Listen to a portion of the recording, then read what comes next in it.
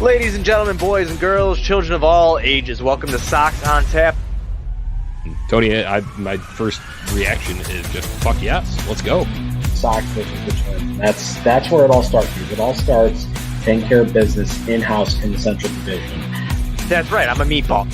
You got to bring that top button swag, baby. It is always great to beat the Cubs. And I'm a homer, so I always say they're gonna. Dallas Keuchel Lamson got some beards that you should be afraid of. What everybody said when he gets out there, it's me versus the other guy, and I'm going to beat him. So I just love that mentality. It's cool and fucking tough. Steve, would you say that Tony is mad online? I would definitely say that. The White Sox winner.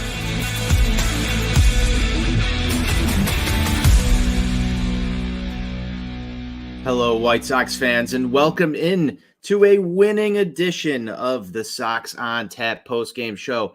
It's Tony Marchese alongside my guy, the one who's been bringing you the recaps at OnTapSportsNet.com pretty much almost every game, Besnick. I don't think you've missed, maybe one or two all season. You're as tuned into this team as anybody. It's Mr. Besnick at Sox Insane on Twitter. Besnick, my friend, how are you doing after a White Sox winner tonight? Things that feeling always better after a White Sox win, especially, coming out on top 4-2, you hit a couple home runs, and it's no better when you do it against such a hated, longtime historic rival like the Colorado Rockies. This storied rivalry that goes back all the way to 2005. So that's a huge, huge win. It's always great to beat the Rockies. Yeah, Bez, this is something that you were doing a little research on today. Can you bring the listeners through the storied rivalry between the White Sox and the Rockies? Oh, I'd be happy to. So we were 9-8 lifetime against the Rockies. So you can tell that it's, a pretty even series. These two teams really go at it when they play each other. We take the all-time series lead 10-8 now against the Rockies. And this was a big revenge game. The last time we played them in Colorado, we got walked off. And then, you look back at the 2010s and we had a losing record against them, which they have, really, really bragged about for years. And I'm tired of it. I'm tired of them thinking that they can claim Juan Uribe just because, he played with them before he won a World Series with us. I didn't see them, I didn't see him win a World Series for them. So, man, it feels good to beat the Rockies. Well, it is victory beers, as we like to say on this show, Besnick. And thank you for taking us back through what has been a neck-and-neck lifetime rivalry between the Chicago White Sox and the Colorado Rockies of Denver there. We'll get into some of this ball game in just a minute. But before we do, we'll read off some of the promotional stuff here, Bez.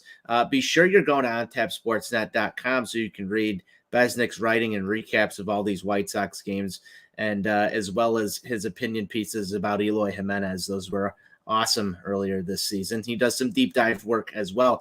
And, you can get more than just White Sox there. You can get Cubs, you can get Bears, you can get Bulls. You can get some Blackhawks action and maybe some pop culture, Baz. You were doing some pop culture work a little bit ago, and you get a little bit of everything. So be sure you're checking out the website at OnTapSportsNet.com.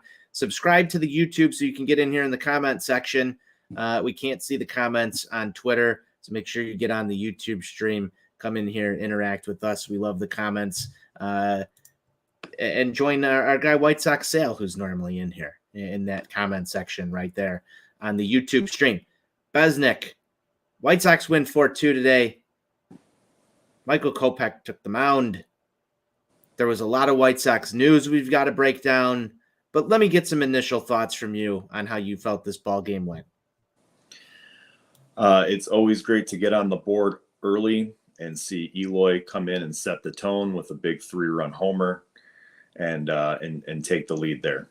So anytime we hit some home runs, especially when we add an insurance home run later on in the game before we go into the ninth, that's huge. I thought Michael Kopech pitched well. I don't think he was outstanding by any means. He fell behind some hitters. He made good pitches in those particular counts to get guys out.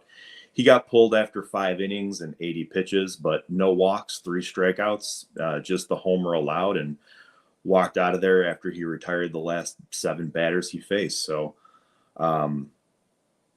solid outing there from Kopech. I've got no complaints about Michael today. It very much was a solid outing there from Michael Kopech, Besnick, as you said. I was a little nervous coming down the stretch with him, and I think that if this is what you get from Michael Kopech, okay, right? You're not going to see the explosive power. You're not going to see those strikeout numbers. I don't think really get much higher there unless he's really feeling good about his stuff on a given day. But this was solid. It didn't have to be sexy, but it was solid. Going through back to the White Sox scoring in this ball game, you touched on it a little bit right there, and let's start with setting the tone here. 3 runs in the first inning for the White Sox off the bat of one Eloy Jimenez, who's just been an absolute menace in the DH role since pretty much taking that over on a full-time basis. After coming back from some leg soreness stuff that was going on. It seemed to be hobbling him up. But I think since we've seen Eloy Jimenez in the DH role, Besnick, you've grown to expect results like you saw in the first inning, 3-run homer for our boy Eloy. But if you want to talk about how they got on, you are free to do so as well. Yeah, I mean, Elvis Andrus continues to set the tone and gets things going with a double there. We've said plenty about this guy and what a great pickup he's been. I don't know how much more we can say, but he continues to hit the ball.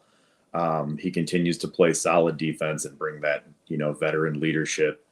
And Eloy was able to bring him around with a 400+ foot bomb to left center. So, you'd like to see the guys put a couple more runs on the board there before the 9th. We had some other opportunities that we couldn't cash in on.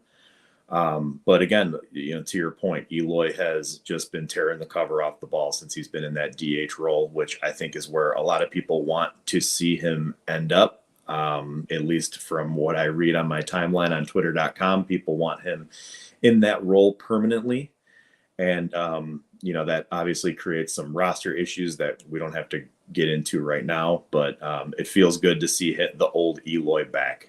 We weren't really sure who we were going to get, because last year when he came back from his pectoral injury, he looked like a shell of his former self. And even, at the beginning of this year, before he, went on the IL for a while, he wasn't, looking right. He wasn't looking like the Eloy we saw in 2019 and 2020, who, looked like he had the potential to be one of the top sluggers in the game. So it's good to see this. I think he had 3 homers in as many games in that first 3 games in the series against Oakland. And then he's got 1 to start things off here against Colorado. So hopefully he can keep things rolling, and so can the Sox, because we've still got ground to make up in the Central here.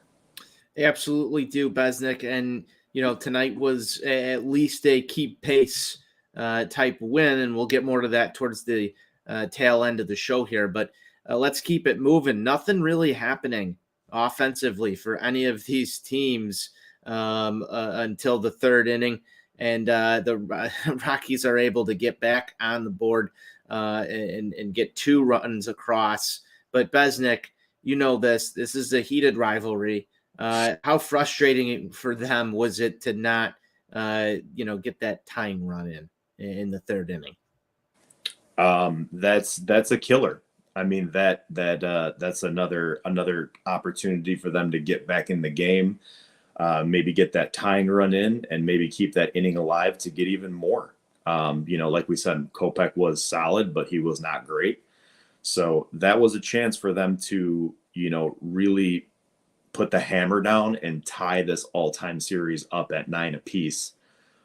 This, storied 17-year rivalry that we've got here. So, a lot of people were calling this a trap game. because, the Rockies were coming in for 2 before we play Cleveland, and they've not been playing good, but this was a revenge game. This is not a trap game. So this is, that was huge. After that, it was pretty much smooth sailing for Sox pitching. And it was. We'll talk a little bit about the bullpen here. We've got our guy, first one out, Jimmy Lambeau. Tell me a little bit about how you feel when Jimmy Lambeau takes the mound these days. I mean, when Lambeau's out there, I know I'm supremely confident. I don't have any issues with him coming in there. In any situation, if he wants to if he's going to get the ball in the 9th, if Cairo's going to give him the ball in the 8th, I'm confident in him to even come in and make a start from time to time, as he's done in the past. He's really, whatever him and Ethan Katz have worked on, they've found something that has fixed him. He's always, around the strike zone with his pitches. He rarely falls behind hitters. He's not walking guys. That was always his problem in the past. And now he's just getting through hitters and coming through in pressure situations. I love seeing him in the game. Him and Ronaldo Lopez, who also pitched, were fantastic and have been one of the bright spots of the year here today in 2022. Yeah, especially in that bullpen. And the bullpen was great tonight. You got Kendall Graveman and then Liam Hendricks out to close this one out. Bez, let's talk a little bit about Graveman. He made a interesting, maybe innovative diving catch, sort of tumble into first base as he was running over to cover there in the 8th inning to get the first out. Used his pitching hand to reach out and touch first base with a runner barreling down. That's not exactly advisable, but you have to admire the cool and toughness of Kendall Graveman here to just get the job done and go all in to get that out. Any thoughts there? Completely agree. That was cool and tough. Maybe not the smartest move to use your pitching hand there. Not sure I've ever really seen a relief pitcher or starting pitcher go with their pitching hand there in a situation like that to cover the base. But he got the job done. You love the TW there, and he's obviously got a chip on his shoulder because last time we played, these just hated Rockies was his undoing. He came in the 9th. Or I want to say that might have even been an extra innings game, and he didn't record an out, and the Rockies walked us off. So he had something to prove, and he proved it today. Yeah, and as you said before, it was a revenge game, but I'm going to call it a rock-solid win brought to you by 69 Mega. Well, moving on. Adding on to it, Bez, was Jose Abreu in our 8th inning, bottom of the 8th. Jose Abreu hits a home run for the first time in what feels like forever. In what was exactly 37 games, which is the longest home run drought of his career.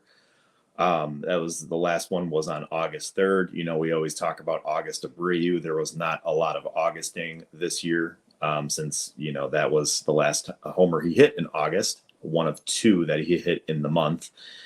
He's still raking. I mean, if you look at the batting average, he's above 300. I want to say he might even be in the top 10 in the American League in batting average. His on base is always pretty solid. It's in the 380s at the moment, but that slugging is way down. He's in quite a bit of a power drought here. So hopefully that was just a slump and not indicative of his future in Major League Baseball. But it was nice to see Pito put one in the stands and give us an insurance run going into the 9th. Yeah, and I think especially with Pito being in a contract year, this gets looked at a little bit closer, especially given the positional log jams. And we can talk more about that. Maybe it's something that we'll dive into and, maybe feature something on OnTapSportsNet.com about. I think that power drought that you're talking about is one of the reasons where people will steer, and it'll be part of the narrative of don't bring Jose Abreu back unless you see a really, really hot September. That's just my early prediction. But you will get a lot more people being a lot more vocal about sticking with Andrew Vaughn and telling Jose Abreu to leave town.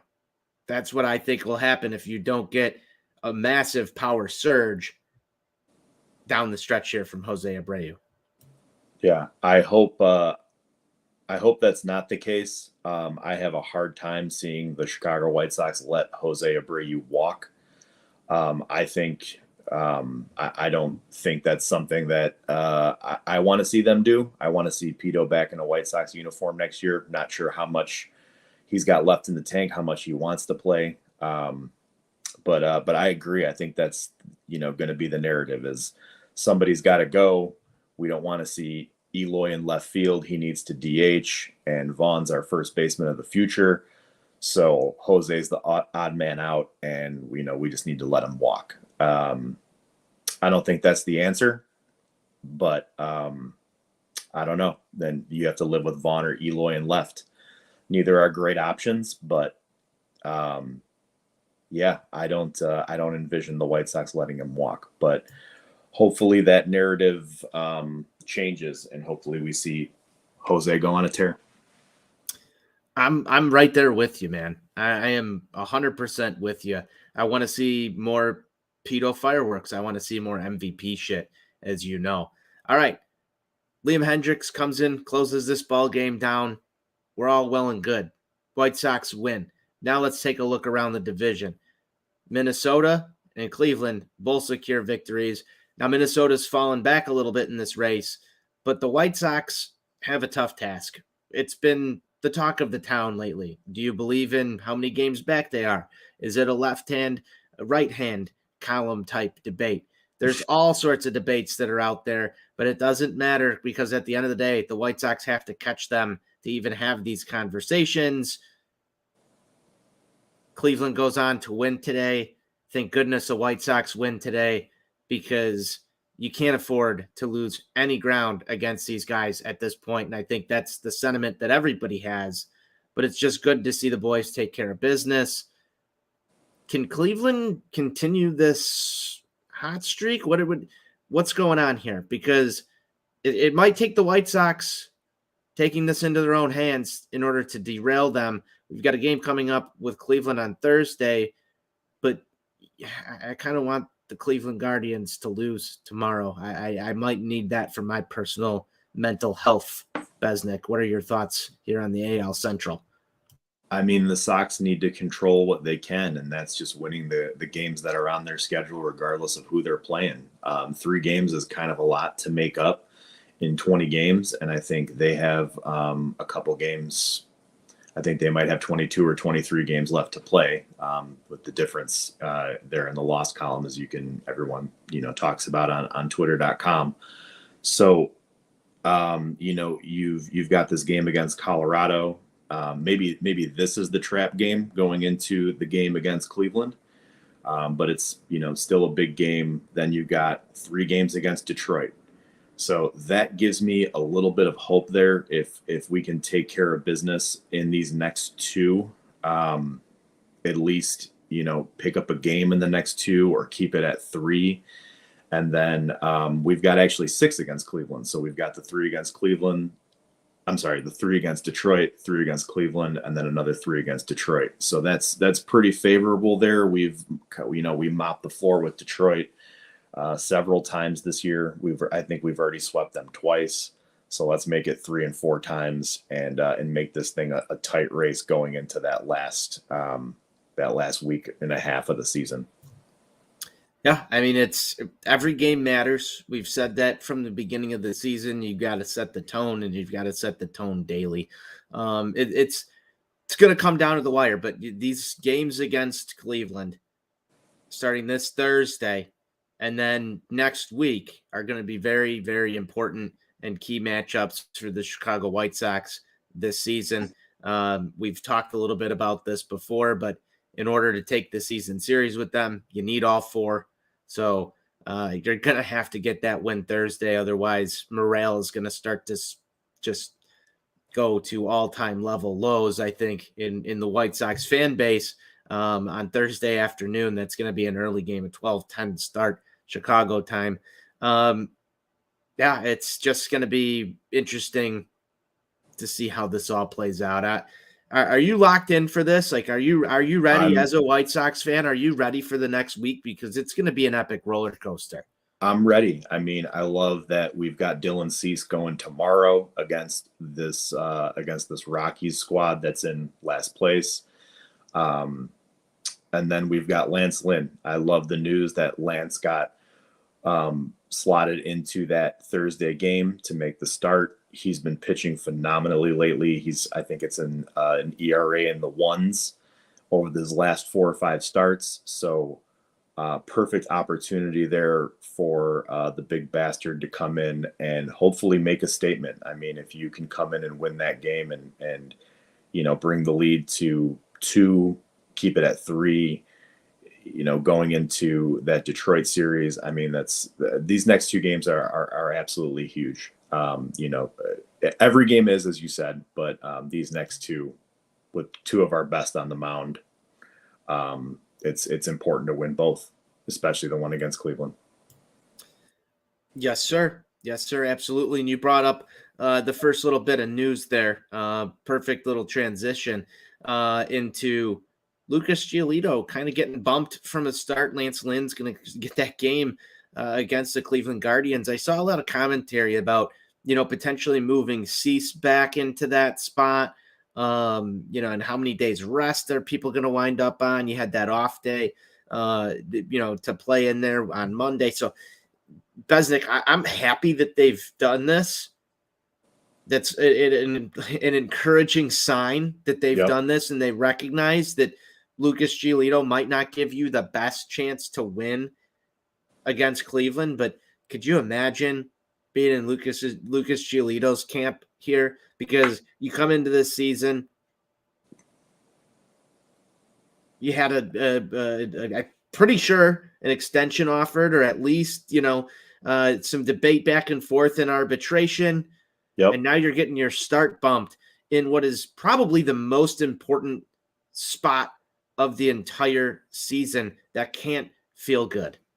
That can't feel good for him in his camp. It doesn't do great things for him. I mean, we have him under control for another year, but, his impending free agency is coming.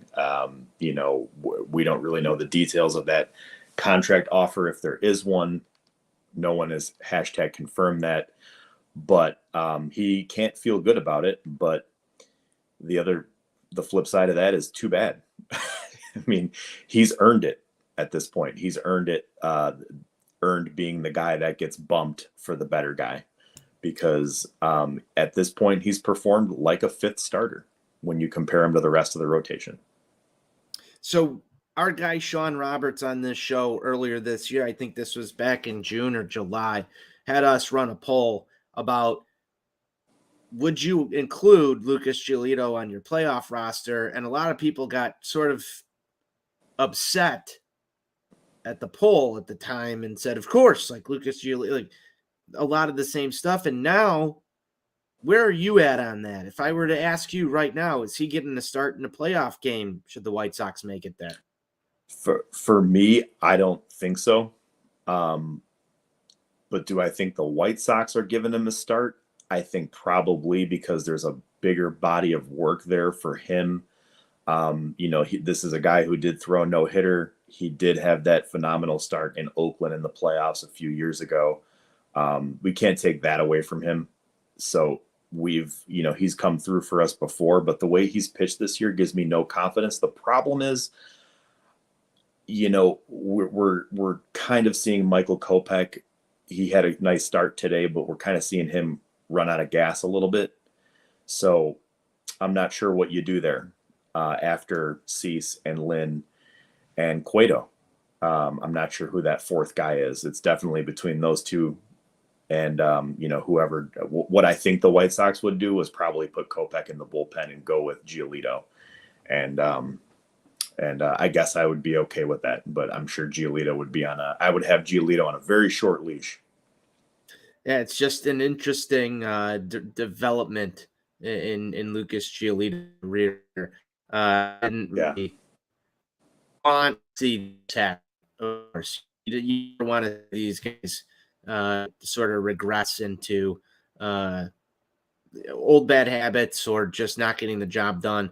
I thought he was on a nice, clear trajectory upwards, and not so much this season. Bez, we've got some other White Sox news to get to before we get out of here. Reported today that Tim Anderson has been cleared to resume baseball activities. He is on the way, #back, as soon as next week. So, Tim Anderson on the way back. Elvis Andrus currently sleeping pretty comfortably in Tim Anderson's bed right now. So, what's going to happen here? What's going to happen here? I want to hear your take. I think, I was listening to the Score the other day. They had Steve Stone on, and he made it sound very clear cut, dry, and easy. And his answer was, you put Andrus at second base. Neither of these two guys have ever played second base in their careers in the majors. You clearly don't want either of them to have to learn a new position in a division race this late in the season, but I think both of them are capable. And Andrus is a little bit better with the glove than TA, all due respect to TA. So I think that Andrus goes to second and TA comes back and plays short. And Miguel Cairo, before the game today, in his interview, was saying that, when Elvis is our shortstop right now, and that's it going forward. And when Tim comes back, he's our shortstop. So I think that's probably what they end up doing, is putting Elvis there at second, because you need his bat in the lineup, you need his glove in the field, and that gives you the best chance to win. Cool. Awesome. Great plan. Let's hope that works out. What are you doing with the batting order? Does Tim Anderson have that number one leadoff spot as soon as he comes back? I think so. I think you got to put TA back there. Maybe you start him off a little bit lower in the order to get his bearings, as he's kind of coming off the IL after a long IL stint. But luckily in the White Sox lineup, the 9th spot is actually the second leadoff spot. So, you could slot Elvis there in the second leadoff spot and have Tim in the first leadoff spot, or vice versa. Either way, that works out pretty well, because we've got 2 leadoff spots in our lineup. There you go. That's a Tony La Russa saying there. It 2 is. leadoff spots in the lineup. Yeah, I mean, I would kind of, do the same thing you said and maybe soften this one up a little bit. And not throw TA back there, maybe game 1, game 2 back into the swing of things. But I do expect the White Sox to go and drop him in the number 1 spot as soon as he's back. I don't know if that's the right answer here, Besnick. And this is just the feel and the feel for the why. A lot of people are superstitious. A lot of people think, maybe La Russa shouldn't come back because the vibes of the team are good right now and things are working. I would say things are working with Elvis Andrus in the 1 spot. And if we want to just base this off of superstitions and things that we talk about all the time here, I don't know if you want to go and mess with the vibes of the lineup. If you don't want to mess with the vibes of the clubhouse, I think the lineup is also sacred here.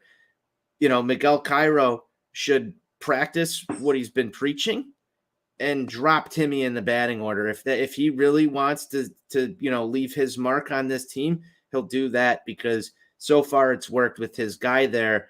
And if you want to build the narrative on this one a little bit further, TA and TLR, TLR earlier this year preached and said Timmy's the leadoff guy, Timmy's the leadoff guy, Timmy's the leadoff guy. Mm-hmm. So if you're out there and you're in the camp that says, I don't want La Russa back this season because he's going to ruin the vibes, if Miguel Cairo just comes out there and throws Tim Anderson back into the leadoff role, he's doing the exact same thing that people are complaining about. That's just my thought and theory here.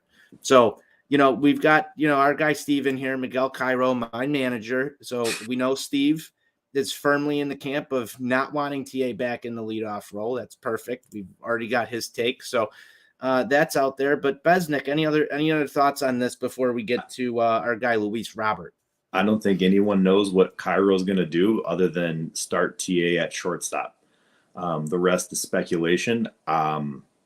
You know, TA is still my guy in the leadoff spot, but because, and I hate to be a negative Nani here, but this Andrews thing is he's on a hell of a tear, and I hope it continues, but I also don't expect it to continue. Yeah, so I'm going to be that guy and say that, you know, he'll eventually come back down to earth, at least at the plate, and you know, we'll that'll make that decision a lot easier. So that's my final thought there. I mean, he is way above where he should be right now in terms of the statistics. So it's not hard to fathom that we will get to a point where it cools off a little bit. Although I will say this, he stepped up at the right time and was an integral part of keeping this team afloat throughout the 2022 season, and part of the reason we're still here today, drinking victory beers and talking about White Sox winners. Let's get on to a guy that's really not contributing to White Sox winners, and that's Luis Robert. And you want this guy to be contributing to White Sox winners.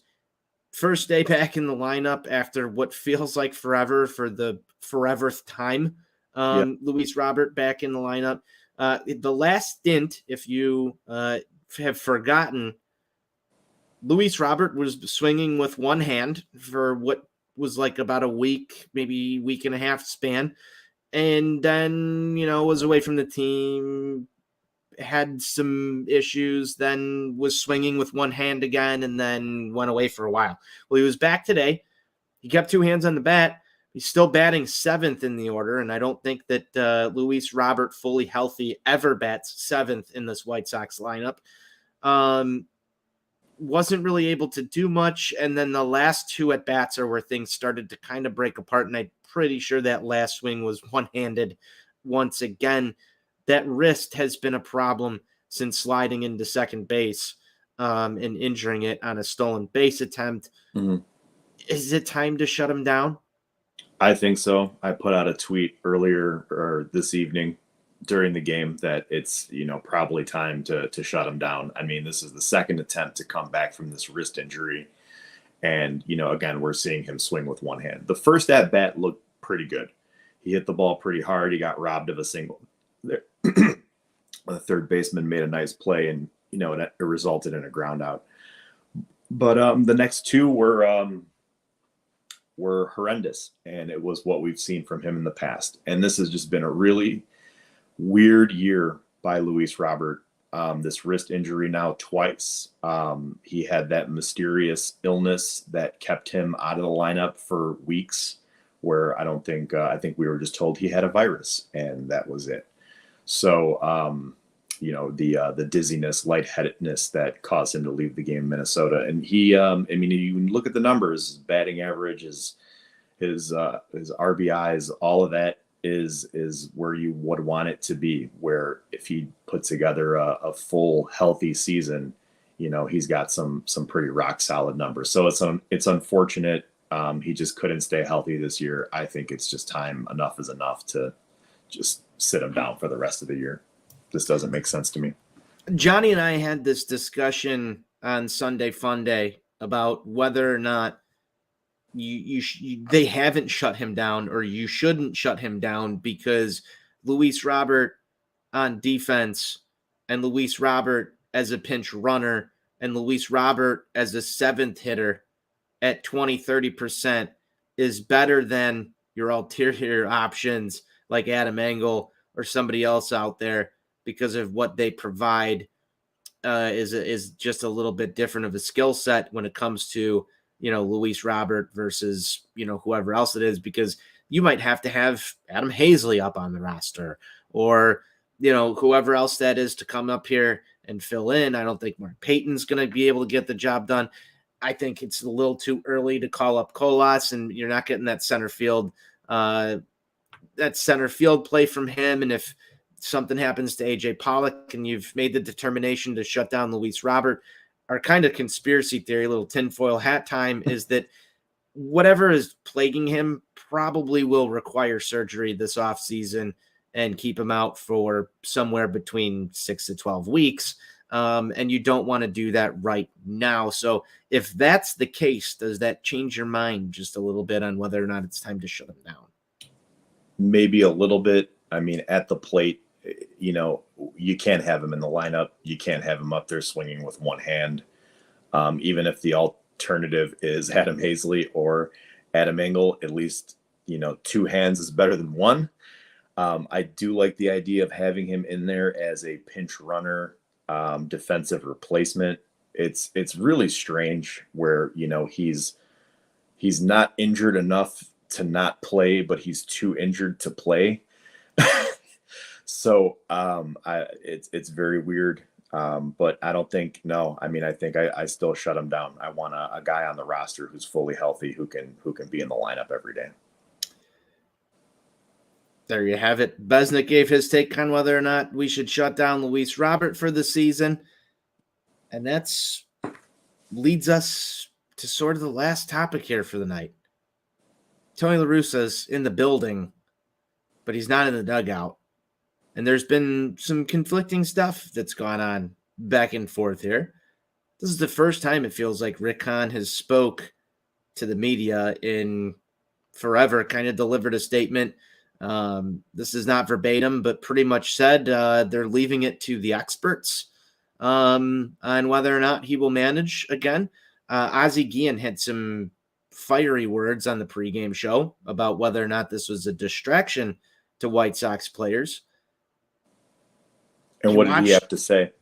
Well, did you not hear that? I did not, actually. I didn't catch that. Okay. So Ozzie Guillen said that Tony needs to decide whether or not he's in or he's out. Okay. And, the conversation kind of went back and forth there for a while. There was a tweet from the NBC Sports Chicago account with the interaction on the pregame show with Ozzie. It kind of ended in a little bit of a joke, I will say, where, Chuck asked and said, well, what would you do, Ozzie, if your doctors told you not to do it? He said, I'd go out there and I'd die on the mound and fake the heart attack on the pregame show, and said that his family would be very upset that he didn't listen to his medical professionals. But I think the sentiment here is he's in Chicago. He wants to be around the team. His doctors are telling him no. Hahn doesn't really give you any sort of clarity. Miguel Cairo doesn't give you any sort of clarity. Tony La Russa doesn't give you any sort of clarity. And the White Sox have been on this run since Tony has left the dugout. And that's fair to say. So, are they just being superstitious? Are they waiting for things to fall apart before instilling him back in? Is there really a medical thing that's keeping and preventing him from managing the team? What's really happening here? Because without the clarity, it leaves the mind room to draw conclusions, make assumptions. And I don't think he's the most well-liked man in the building at 35th and Shields, Besnick. Let's be honest. But what's really going on here? Well, I mean, if what they said was true and he had to get his pacemaker reworked or a new one inserted into his heart, that's pretty serious. That's something that's going to take some time to recover from. Neither of us are doctors, but this is kind of tinfoil hat time, and I don't think it's a superstitious thing on the part of the organization. I think I think this is kind of a serious matter. And they are leaving it up to the experts. And I know Hahn even said, I was ragging on the organization quite a bit on twitter.com about how nobody in the front office has addressed it. And Hahn came out today and said, La Russa told us, keep it a private matter. So, you have to respect that. I have no reason to believe that. I guess I shouldn't believe that he's lying in that regard about someone's health. Not something I would do. People are free to judge it however they want. So I think this is a serious health thing, and I think it's something that I don't see him coming back to the dugout this year. I think it's something in the offseason that he'll have to take a look at after his doctors tell him what's what. and make a decision for himself on whether he wants to come back. Now, I think, he's Jerry's guy. He's got one more year on his deal. If he wants to come back and manage, he's the manager. I think people have kind of already resigned to the fact that he's probably gone forever. And I don't think that that's necessarily the case. I think if he's good to go per the experts and wants to manage, that he can be back next year. Yeah, and I think that there's, if you want to put it this way, nobody wants to hear this. This is probably the most unpopular opinion in the room. The fact that he's here watching these games shows that he cares. It shows that he wants to be around this thing. And maybe it's 100% correct that he shouldn't be. Maybe there is disconnect in the locker room. But to see him take that flight back to Chicago, come here, be with the team, it shows that he cares. It shows that he shows up. It shows a lot, especially given the nature of the seriousness of what he just went through and what he's doing and how well he's responded to it to try and come back there. There was a story that was written. I believe it was Bob Nightingale today. A lot of people took quotes out of that story and tried to address a very specific thing. And those were the quotes out of the locker room. However, the one thing that stood out to me that was different than what everybody brought to the attention on White Sox Twitter today, the one thing that stood out to me was the paragraph in there in that story that Nightingale wrote about how he spent that game in Oakland basically sitting there watching while everybody else was watching a football game on Sunday in that booth and wasn't really paying attention, and that he was taking notes and that he was watching the game intensely and probably very stressed out against his doctor's will as the White Sox went on to lose that. But the fact that we're writing about this man still caring and coming back with the team and all that other stuff, I want to give, just my spin on that is I think that this is a dude that really deeply cares about his profession, deeply cares about his job, cares about this team's success. Has he put the team in the best position to win all the time? Probably not. But when you see somebody doing that, I'm not flying out anywhere for my job, even if it was baseball, if I didn't deeply care about it as much there. So I saw that. I didn't see any recognition for it, through the media circles, through White Sox fans or anything else. All I got were jokes like, he's probably asleep or all the other stuff that goes out there and flies around. But I just thought that was interesting. I wanted to call it out on the show tonight. And that's very cool, honestly, that he still cares about those guys. Any interview, I know there's been some statements made from players that, really make you wonder about the clubhouse and how they've responded since Cairo's been instilled as the acting manager. But also, they've had nothing but good things to say about Tony. Of course, if they don't like him, they're not going to necessarily come out and slander him. But anytime they're asked, they're very supportive of him, and he cares about them too. And that's why he's out there. The question is he really the right guy for the job?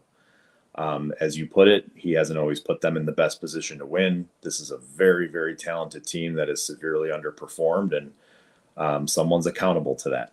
So what the White Sox decide to do is, you are completely right there. And the one thing that I think, I like to look at, the succession of a team between years. And last year, the White Sox were kind of a next man up squad when it came to battling through injuries. And they've really had to be that through this year as well. And not only now within the lineup and the players, but even when it comes down to this, and some people will say, well, they should have fired him earlier or whatever. But one thing that La Russa was always credited for, I feel like a lot last year in terms of success, was managing and teaching that next man up mentality, finding guys to plug in, who's going to be the successor of whatever position it is on the field. And I think that kind of mentality that was instilled once he got here really carried over to Miguel Cairo very well, because he stepped into that role. He's done an excellent job of motivating this team. You do see an extra spark around them. You see some extra motivation. Now, I found it absolutely hilarious today when, Kenwa was going off about, it shouldn't take a fiery speech to get guys going. I'm a big fan of the fiery speech. In fact, I will say that the one thing that I'd feel like La Russa should do a lot more, and it's probably just not in his nature at this moment, but one could argue, Besnick, that when he came in to manage this, a lot of people said, well, I don't want him to take the fun out of the White Sox. I don't want him to be this angry old man that's going to get mad at everything. And he's, for the most part, in my opinion, been sort of soft-spoken. So I found it kind of funny when all of a sudden, this lackadaisical fun attitude that this team kind of had, although it's not fun when you're losing.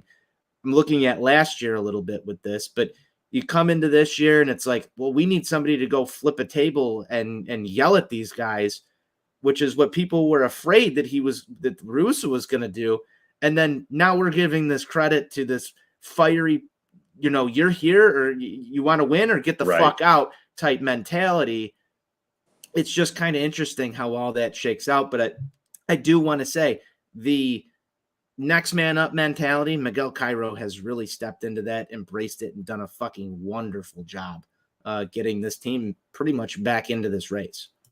Yeah. I mean, I had them pretty much, left for dead when we got swept by Arizona at the end of the month at home.